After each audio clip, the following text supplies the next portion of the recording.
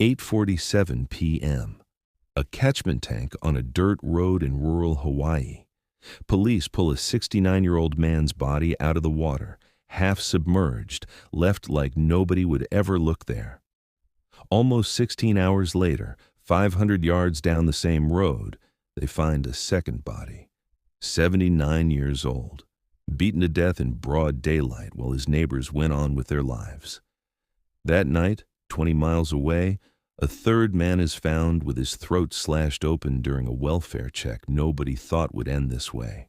3 killings, 26 hours, no connection between the victims that police could find. And somewhere out there, on an island where there's nowhere left to run, the man they say did it is still loose in the jungle. This happened in May of 2026 in the Puna district on the Big Island of Hawaii, a place most people picture as postcard rainforest and black sand beaches, not a hunting ground. Puna is one of the most rural districts in the entire state. Large stretches of it sit directly on old lava flows, subdivided decades ago into cheap off-grid lots that drew a certain kind of resident, people who wanted to live simply, away from the mainland, and be left alone. Much of the district has no municipal water system, which is why so many properties rely on catchment tanks, large containers that collect and store rainwater for everyday use. It's ordinary rural infrastructure, the kind nobody thinks twice about. It would become the place where the first body was found. The suspect police named was 36-year-old Jacob Daniel Baker, a resident of the small town of Pahoa, originally from Maui. Court records showed a total of 20 prior cases attached to his name over the past 2 decades, and on paper, none of it looked like the record of a man capable of what was about to happen. Most of those 20 cases were traffic infractions. The rest included a charge for letting a dog wander loose, failure to appear in court, driving without a license, and a DUI. Nothing that screamed triple killer, but 3 days before the bodies started turning up, 2 women had already gone to court asking for protection from him. On May 22nd, both women filed for temporary restraining orders. They worked at an organic farm on Papaya Farms Road in Pahoa, one of them a co-owner of the property. This was the kind of place that exists all over Puna. Small-scale, communal, people renting a room or a spot to park a camper in exchange for helping with the land. In her petition, one woman said Baker had threatened to kill people staying on the farm, including a disabled man. She had video of him making the threats. The other woman said Baker had been trespassing, taking things that weren't his, and telling people his plan was to squat there permanently, whether anyone wanted him there or not. A judge looked at both requests and denied them. Not enough proof of harassment, the ruling said. It's worth sitting with that for a second. 2 separate women, independently, went through the entire process of filing a legal petition, one of them backing it up with video evidence, warning a court in plain language that this man had threatened to kill people.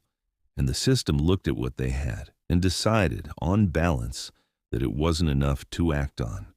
The people living on that farm didn't wait around to find out if the judge had made the right call.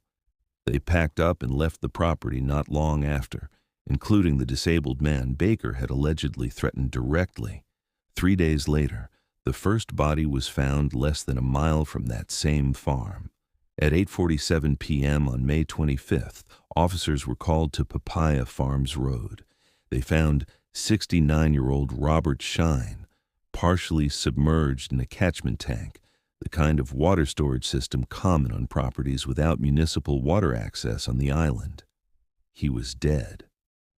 Almost 16 hours passed before the next call came in. At 12:39 p.m. on May 26th, officers returned to the same road.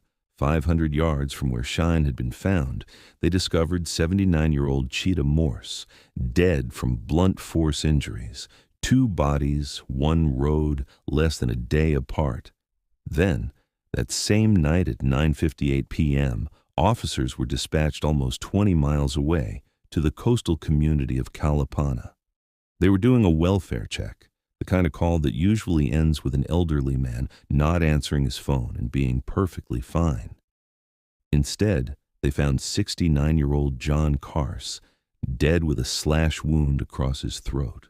3 men, 3 separate scenes, 26 hours from the first call to the last. Investigators said publicly that 2 of the victims had lived near Baker, but they could not confirm any actual relationship between the 3 men themselves. As far as police could tell, Shine, Morse, and Carse had no connection to each other at all. They weren't friends. They didn't run in the same circles. They weren't related. The only thing tying their deaths together was proximity, timing, and the same name coming up again and again in witness accounts: Jacob Daniel Baker. That detail is part of what makes this case so hard to sit with. Most killings, even brutal, senseless ones, tend to make some kind of sense once investigators dig into the relationships involved.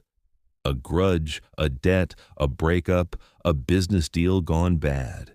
Here, there was nothing connecting the men who died except the ground they happened to be standing on when Baker allegedly found them. No motive was ever announced, not for one of the 3 deaths, and not for what would have had to be a decision made 3 separate times within a single day to take a life. What followed was a 2-day manhunt across one of the most rugged landscapes in the United States. Puna isn't a place with wide-open roads and easy sightlines. It's dense rainforest, jagged lava rock, 1-lane roads cut through jungle canopy so thick that a person can stand 15 feet off the shoulder and be completely invisible. Beneath all of it run old lava tubes, tunnels left behind by volcanic flows that stretch for miles underground, some large enough to walk through standing upright, some barely wide enough to crawl. It is, in other words, one of the easiest places in the country to disappear into, and one of the hardest to search. Police called Baker extremely dangerous and warned residents in the area to lock their doors and stay alert.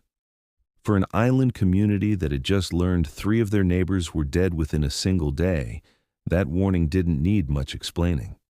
It meant something specific and immediate to people living just down the road from where the bodies were found.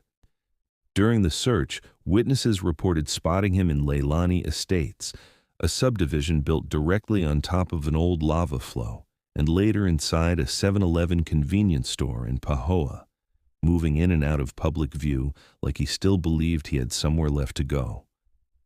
For 2 days, a community that already knew exactly what he was capable of waited to hear he'd been caught. On May 28th, officers got a tip.